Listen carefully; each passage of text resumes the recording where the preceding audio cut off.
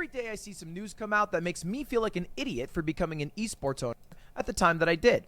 It kind of feels like I just switched my Twitter profile picture to a Bored Ape, and everybody's pointing and laughing at me because I'm dumping my money into a crumbling industry. Yeah. Now, don't get me wrong. Obviously, esports is not doing nearly as bad as NFTs are, but it is certainly struggling. And the most recent news has been devastating. If you haven't heard, the king of esports himself is gone. Who? Of course, I'm talking about Snoop Dogg. Oh, wow. Oh, man.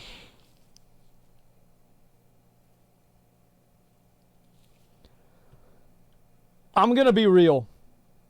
I think this is a good decision for FaZe. Snoop Dogg never should have been involved with FaZe Clan. This was a ridiculous celebrity endorsement. It should have never happened. Left FaZe Clan. This is a market correction. I mean, that we will remember for years to come. And then there are also some rumors that are pretty bad if they become true. And now, these have been quieted down by the GM of the TSM League team, but apparently TSM might be leaving the LCS, at least some of their most recent decisions. Isn't like TSM mainly, don't they, isn't that like the main thing they do though? Like if they leave LCS, like LCS is dead. Yeah, like what the fuck? They do fighting games now? Okay, FTX TSM? Yeah. That's TOA. Allude to that fact. Whether it's true or not, time will tell. Yeah. And of course, the very real news, the one that we need to talk about the most today, is CLG, who have been acquired by NRG, and now the CLG brand is gone. And acquired is a bit of a generous... That's too bad. I actually... you know, I don't have anything against NRG, but like I think Counter Logic Gaming sounds cooler. It's just my opinion. I just think it sounds cooler. It's disappointing. Verbiage. They've been mostly harvested. The entire staff is let go. Bro, I love how you guys are putting sad faces for Hotshot GG. Bro, you should be putting money faces for Hotshot GG. What do you think? They just joined up for free? What do you think? Like NRG's like a Pokemon master? And they just fucking, you know, oh, we got them. All right, use the Master Ball. They're low health. Nah, bro, this was an acquisition. Except for everything involved for League of years Legends. Ago, though? Basically, really? League of Legends CLG will rebrand to League of Legends NRG. And every other part of CLG is dead as you know it. And here's Andy Miller, the CEO of NRG, talking about that. Here's what's going to happen. We are acquiring CLG as of this announcement. So we're keeping the League infrastructure intact. Yes. The League LCS team, the Academy team, Keep it all the coaches, the analysts, everybody down to Chef Phil. And we'll be working out of the Culver City facility. There are definitely changes to the CLG org, and we appreciate everyone who, over the years, put their blood, sweat, and tears into this org to get to the point where now they can become a part of Energy. Okay, to be clear, changes to the other parts of CLG means they're all losing their jobs. They're gone. Yeah, they're gone. So the changes are that your job is being changed from you have the job to you don't have the job. That's the change.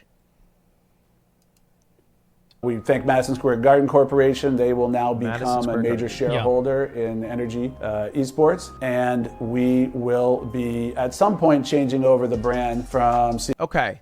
So Madison Square Garden is now also an owner of NRG. Now, for a little insider baseball, if you didn't know, CLG was created by Hotshot, who's a former League of Legends pro who wanted to make his own team that became CLG as you know today. And he sold it at some point along the way to Madison Square Garden for buku bucks. And Madison Square Garden, I guess, doesn't want to operate an esports team anymore. They operate the Knicks, of course, Madison Square Garden in New York. Bro, so Hotshot just won.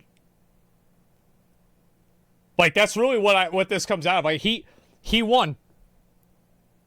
He fucking sold it. He's gone. He gave them the hot potato, and he's down the road. And they didn't want to deal with operating CLG, so I guess they just sold it. I guess they probably couldn't find any buyers for the CLG brand outright. So the real value that they held on to is their franchised League of Legends spot. Which what you have to keep in mind with is like a lot of this like buying shit and like investment, etc.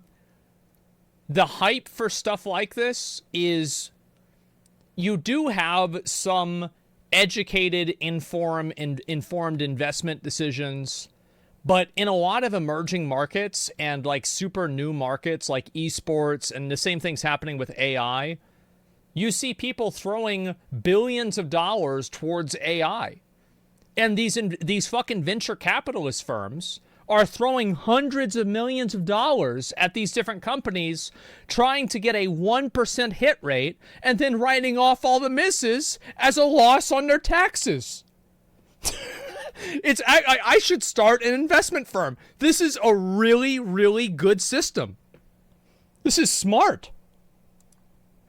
Tens of millions of dollars. It should, it's kind of like owning a house for esports teams. You can just store all your value into it, and it usually appreciates as long as the game doesn't die. That's how valuable franchise spots are. And I guess that's the plan. So NRG did not buy CLG with cash. They bought it with cash and then gave up ownership of NRG. Makes sense. And the reason I use the term harvested is only because I see things like this. They used the CLG Gaming Twitter, and then they just made it NRG's League of Legends Twitter, which is weird because if you scroll down like a little bit, you can see like, you know, IBDW winning a Smash event, which is it's just kind of weird to see. It's awkward, but I think that's what they've got to do. But I get it. I understand. They wanted to enter League. There's limited League spots. This is how they had to do it. Sure.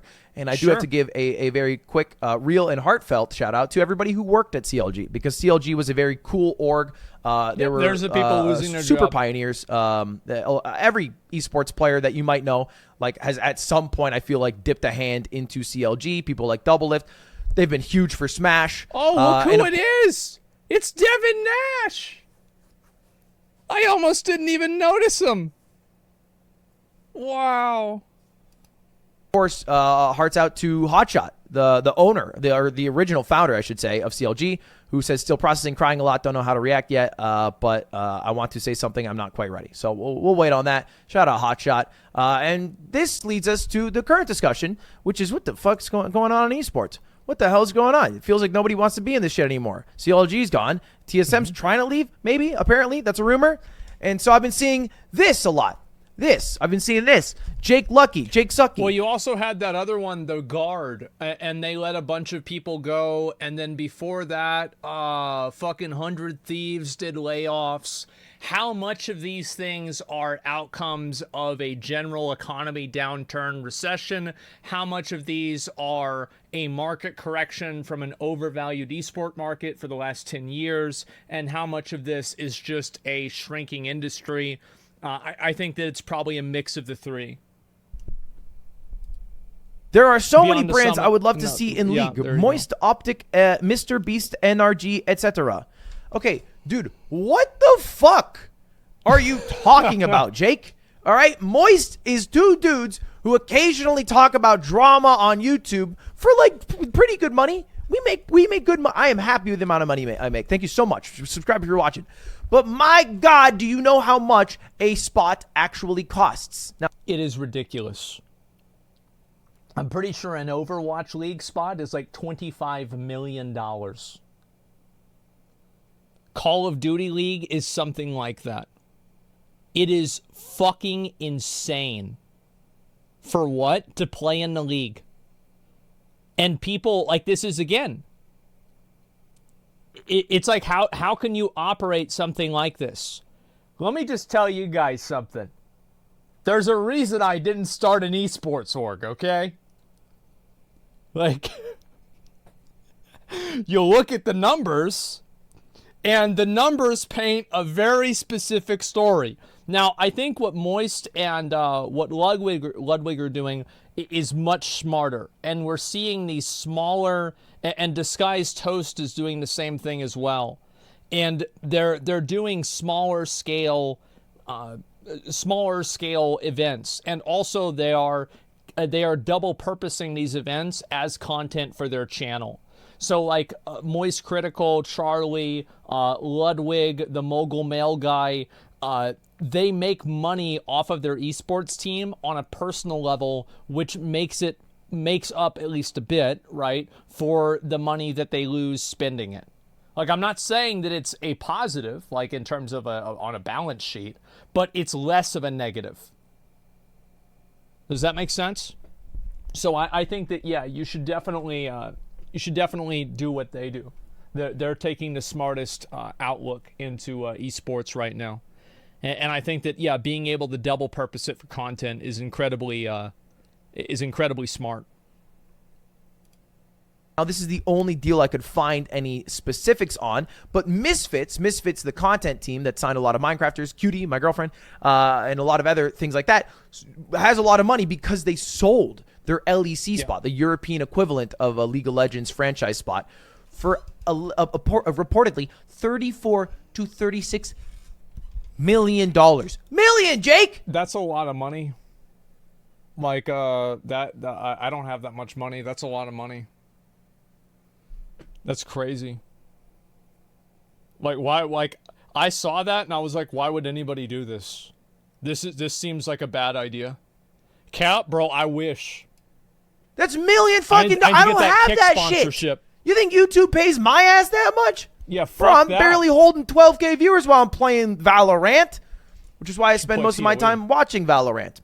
Which actually brings me to the next section of the stream, which is what we are doing in the fall of CLG. Yeah. Now, a lot of people have lost jobs along the way, and also a lot of players have lost their opportunities along the way. And we had a bunch of opportunity to sign them with not as much money to be able to do all of that signing.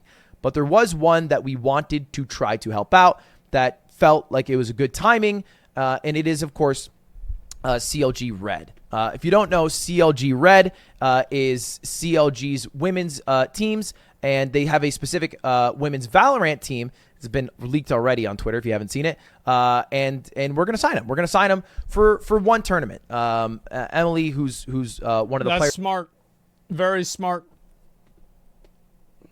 On the team reached out to me, said, "Hey, preying on Valorant's downfall. I love Valorant. I think Valorant's awesome." We kind of want to. We just want to like feel good. Imagine if they only want to help women. No, here's the reason, right? Is that you want women to get involved with the game, right? So, would women be more likely to watch a women's tournament? I think that probably yes. So, you have to look at these tournaments are not being made because these companies really care. They're being made because they make money. So if you can tap into, this has been a massive fucking challenge for gaming, and it's still a fucking challenge. How can you get girls to play video games? Because it's a male-dominated market, especially with these competitive games. How do you change that? Because there's a lot of women out there. There are. How can you get those women to give us money? That is the question. And that's why they're doing it. It's not woke. It's not ideological. They might say it is. It's about the money. I want to like enter a tournament the same week that we have been let go from CLG. They're literally at CLG scrimming and doing all of their matches together in person. So it's kind of sad. And so we're going to help out. So we're going to pay him a salary for this tournament and then try. Somebody is comparing it to the WNBA. That's a bad comparison because the WNBA is not sponsoring a product that they are selling. Everybody sells basketballs. For example, Valorant is sponsoring women's tournaments, and the people that make Valorant sell Valorant. It's a direct marketing line in a way that the WNBA is not. You've got to think about it. To find them a home. Now, this is obviously super sudden for Moist, but it felt wrong to not do anything. And so we were like, okay, we'll try to pay the salaries for this tournament. We'll try to support you throughout this tournament, and then hopefully find you a home longer term. And this is in the and to the people at Moist, man, I do keep spending money. But there's so many talented people. It's so hard not to. We got to put a muzzle on me at some point, but man, it's just so hard not to. So anyway, that's all to say that if you guys want to support the new Moist Moguls MXM Women's Valorant team, they have officially made it through the open qualifiers, the closed qualifiers, and they are in the main event of this Women's Valorant tournament. That is April 11th to 14th. So they're going to be playing at some point here. They're currently labeled as CLG Red, but they will be swapped over to MXM and we'll be able to cheer him on. And if I am sorry, but MXM sounds like something else.